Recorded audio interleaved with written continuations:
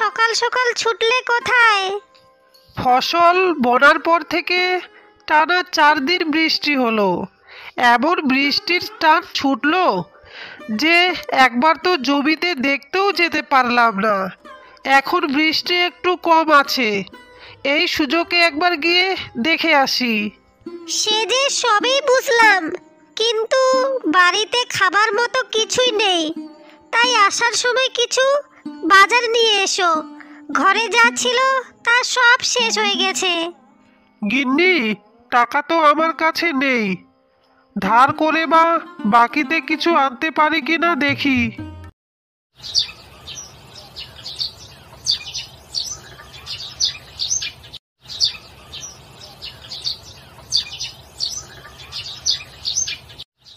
মামা, আমার খুব জোরে খিদে পেয়েছে, কিছু খেতে দাও।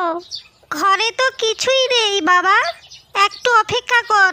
তোর বাবা গিয়েছে বাইরে, কিছু নিয়ে আসলে তখন খাবি।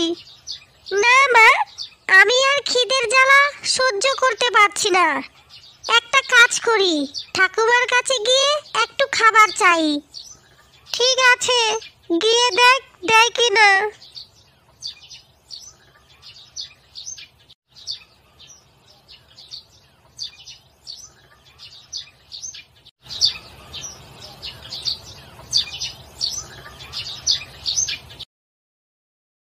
ঠাকুমা, ও ঠাকুমা, কি করছো তুমি?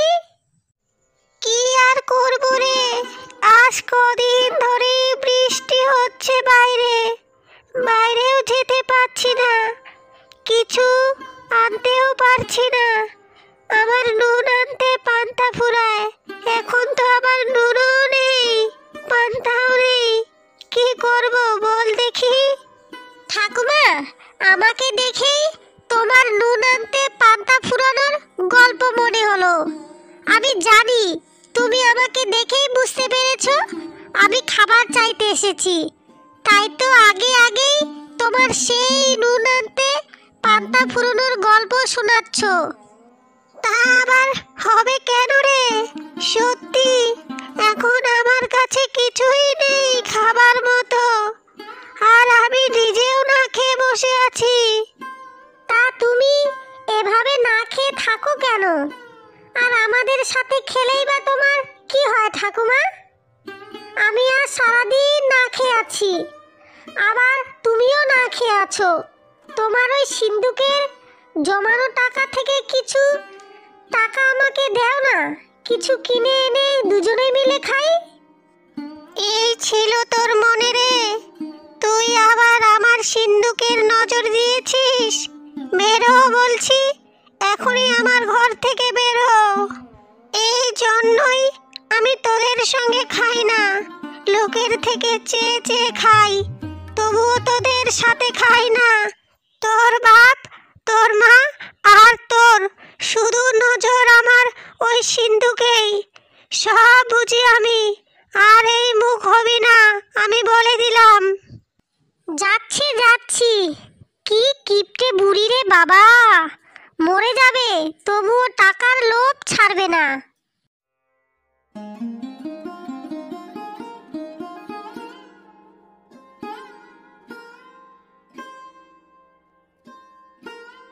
হলো তো তোর খাওয়া?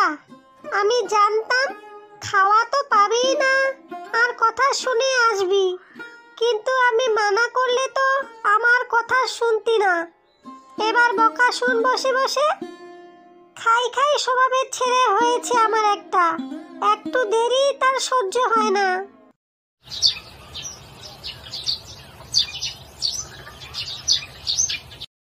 হায় ভগবান, বৃষ্টিতে সব ফসল পানিতে ডুবে পচে গেছে। এবার আমার কি হবে? সারাটা বছর আমার কি করে চলবে? আমার এ কি সর্বনাশ হলো ভগবান!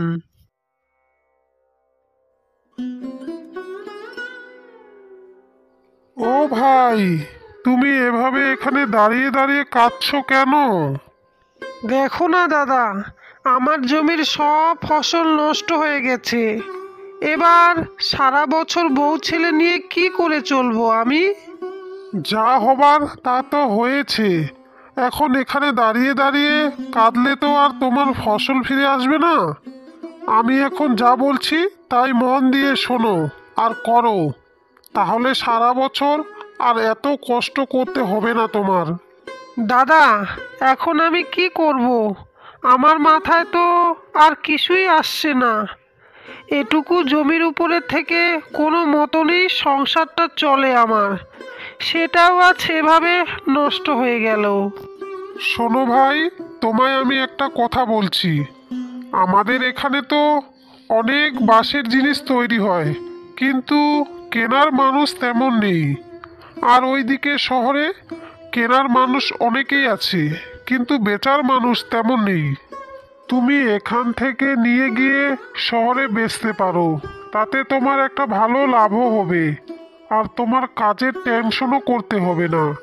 দাদা, আমি সে তো সবই বুঝলাম, কিন্তু এখান থেকে যে কিনে নেব সেই টাকা তো আমার কাছে এখন আপাতত নেই। শুনেছি তোমার মায়ের কাছে নাকি অনেক টাকা জমানো আছে, তার কাছ থেকে কিছু টাকা ধার নিয়ে কাজটা শুরু করে নাও না। আচ্ছা ঠিক আছে, এখন আমি আসি। দেখো তুমি এবার কি করবে। আমার একটা দরকারি কাজ আছে, আমি গেলাম।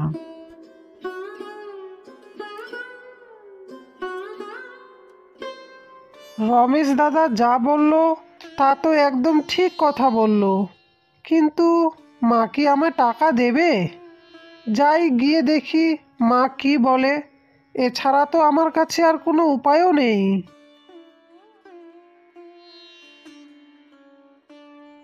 কি গো, খালি হাতে ফিরে এলে যে? ছেলেটা সকাল থেকে না খেয়ে খালি পেটে বসে আছে, ওকে এবার কি বলে সান্ত্বনা দেব? এভাবে চুপ করে দাঁড়িয়ে আছো কেন? কিছু বলছো না যে? কি আর বলবো গিন্নি তোমায়, বলার মতো কোনো ভাষা আমি আর খুঁজে পাচ্ছি না।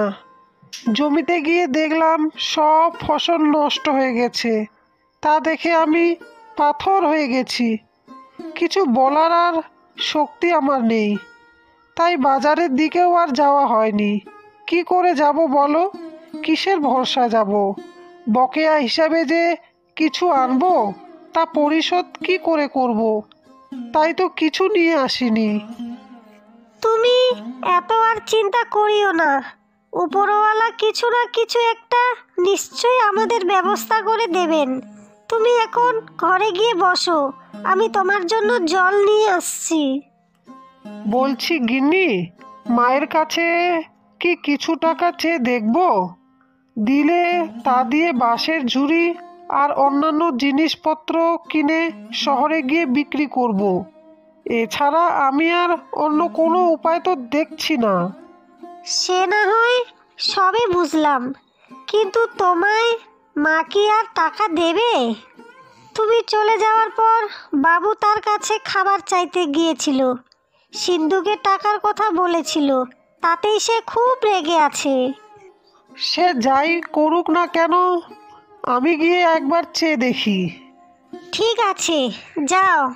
তবে দেবে বলে আমার মনে হয় না, না হলে এতদিন তোমায় ঠিক দিয়ে দিতেন। কত কষ্ট তো আর করছো না, কতবার আমাদের সাথে খেতেও বলেছো, এমনকি আমাদের সাথে থাকতেও বলেছো, কিন্তু কোনো দিনই কি শুনেছে? আজও তোমার কথা শুনবে না, দেখো। তুমি থাকো, আমি একটু মায়ের কাছ থেকে ঘুরে আসি।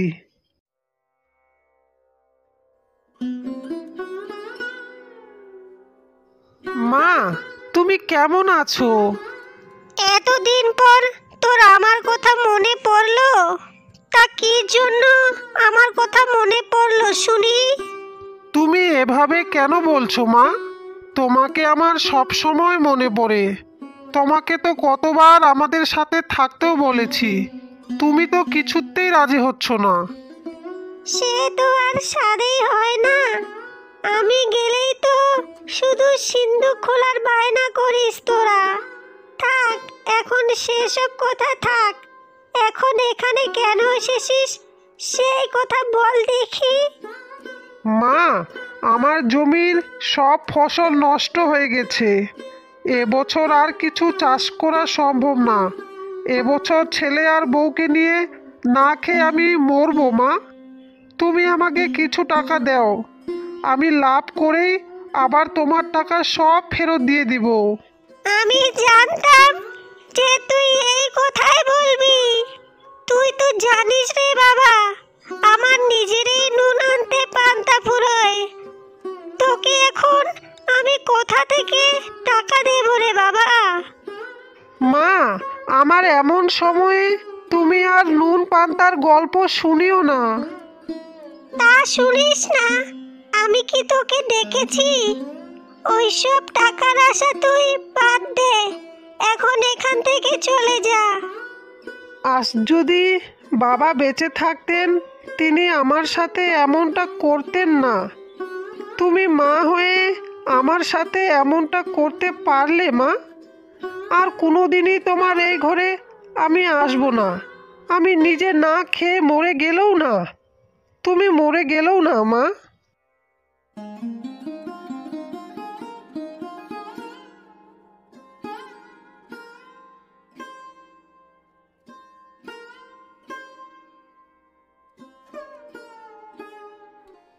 কেঁদো না, বলেছিলাম তো দেবে না। আমার কথা না শুনে গিয়ে এখন নিজে কাঁদছো। গিন্নি, এখন আমি কি করব আর কোথায় বা যাব? তুমি আর এত চিন্তা করিও না। আমার বাপের বাড়ি থেকে যেসব গহনা দিয়েছে তা কিছুটা তুমি বিক্রি করে তোমার কাজে লাগাও। গিন্নি, সত্যি বলছো? তুমি আমায় গহনা দেবে? এই নাও আমার গহনা। এগুলো বিক্রি করে যা টাকা হয় তা দিয়ে তোমার ব্যবসাটা শুরু করো। ব্যবসাটা ঠিকঠাক চললে তখন আমাকে না হয় আবার গয়না বানিয়ে দিও। বেশ গিন্নি, তাহলে আমি এখন যাচ্ছি। এগুলো বিক্রি করে বাঁশের সব জিনিসপত্র কিনে নিয়ে আসি। এরপর পরে সমার সোনার জিনিসপত্র নিয়ে বাজারে বিক্রি করে, তা দিয়ে সে অনেক টাকা পায়। তারপর সে বাড়ির জন্য বাজার করে নিয়ে আসে। তারপর কিছুক্ষণ পরে সে বাঁশের ঝুড়ি নিয়ে শহরের দিকে রওনা দেয়।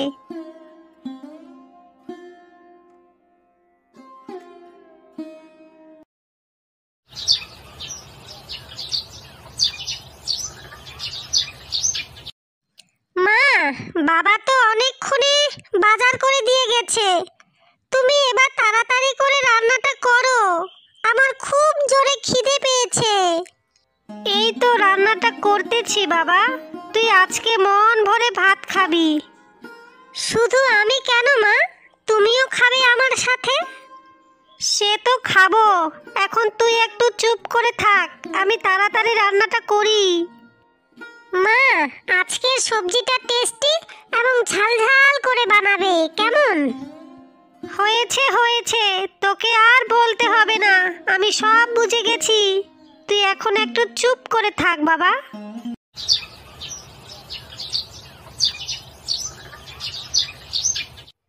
ঝুড়ি লাগবে, ঝুড়ি 50 টাকা, 70 টাকা ঝুড়ি লাগবে নাকি? ঝুড়ি ভাই, এই ছুরিটার দাম কত? এই ঝুড়িটার দাম 80 টাকা বোন। আর এটা কত? এটা 50 টাকা, তবে আপনি দুটো নিলে 100 টাকায় দিয়ে দেব। ঠিক আছে, তাই দিন ভাই। আমার এই ছুরিটা খুব পছন্দ হয়েছে। এমন জিনিস এই শহরে আর কোথাও পাওয়া যায় না। এই নাও বোন তোমার ঝুড়ি।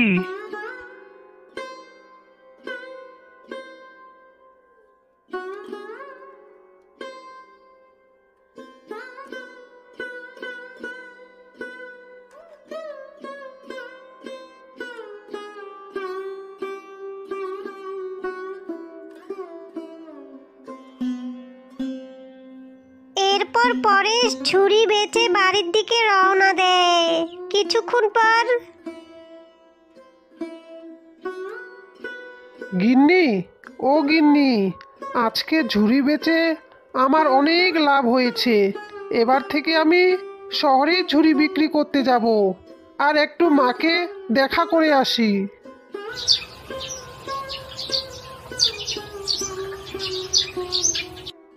মা, ও মা, এই দেখো আমি আজকে কত রোজগার করেছি, এই দেখো। বাবা, তুই এসেছিস? আমি তোর ফিরে আসার অপেক্ষায় করছিলাম। আমি চেয়েছিলাম যে তুই নিজের বিপদ থেকে নিজেই উঠে দাঁড়াবি। জানি রে বাবা, তুই খুব কষ্ট পেয়েছিস, কিন্তু তোকে কষ্ট দিতে চাইনি। এই নে তোর বাবার শেষ সম্বল, সেই সন্দুক আজকে থেকে আমি তোকে দিয়ে দিলাম। না না মা, আমি তোমার কথায় কোনো কষ্ট পাইনি। আমি তোমাকে খুব ভালো করেই চিনি, তুমি আমাকে কতটা ভালোবাসো, আর তুমি আমার ভালোর জন্যই এসব কথা বলেছো। ঠাকুমা, এবার তুমি আমাদের সাথে একসাথে খাবে তো, আর একসঙ্গে থাকবেও তো? এইভাবে তারা দুঃখ সুখে সবাই মিলে দিন কাটাতে থাকে।